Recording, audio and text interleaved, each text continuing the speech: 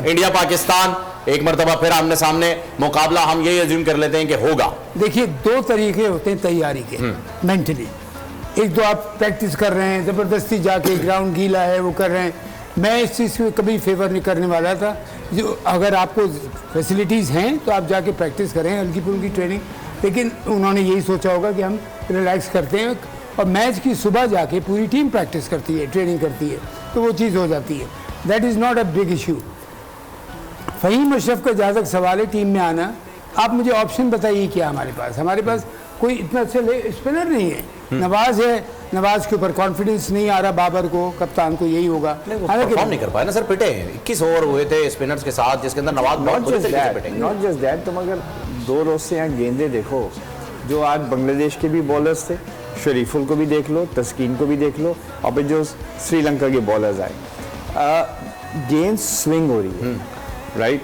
तो Faheem Ashraf is a good swing bowler, और मेरा ये ख्याल है कि probably against Indians on this pitch, इस कंडीशंस में Faheem Ashraf remains a very good prospect for either containing, क्योंकि वो स्विंग को के जरा सा खेलने में मुश्किल होता है, या विकेट भी ले जाए, and he is a better batsman than Nawaz. Okay sir, do you agree?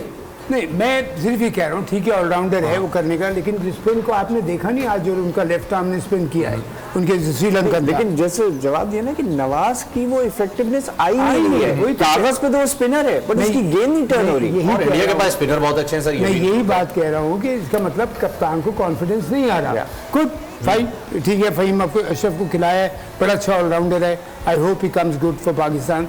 पर पाकिस्तान टीम बहुत बेहतर टीम है इंडिया से, लेकिन मैं जब ये हमेशा एक बात कहता हूँ, ग्राउंड पे प्रूफ करना होगा, खेल के दिखाना होगा। ड्रेसिंग रूम में आप हारे हैं जीतेंगे नहीं, आप ग्राउंड के ऊपर जाके परफॉर्म करना पड़ेगा। तो हमें कल जाके अपना 100% एफर्ट दें। मटेरियल से भरी हुई है team, pace attack one of the best in the world, batting lineup one of the best in the world, wicket keeper one of the best in the world.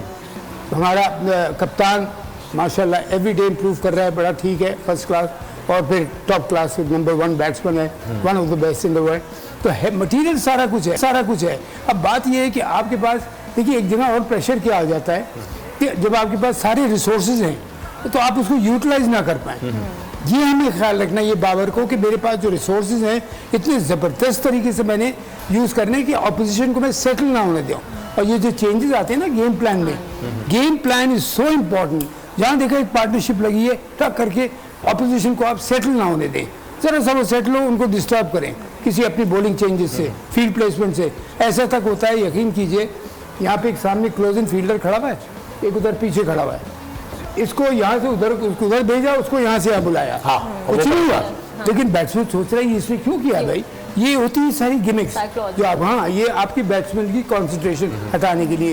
लेकिन फिर मैं ये कहूँगा, आज की बात कर रहा हूँ, आज की टीम की, पाकिस्तान की टीम को फ़ख्र से कह सकता हूँ, believe me not, it is a much better team than India, but ground के ऊपर प्रूफ करना पड़ेगा। सब्सक्राइब करें और बेल दबाएं ताकि कोई खबर रह न जाए।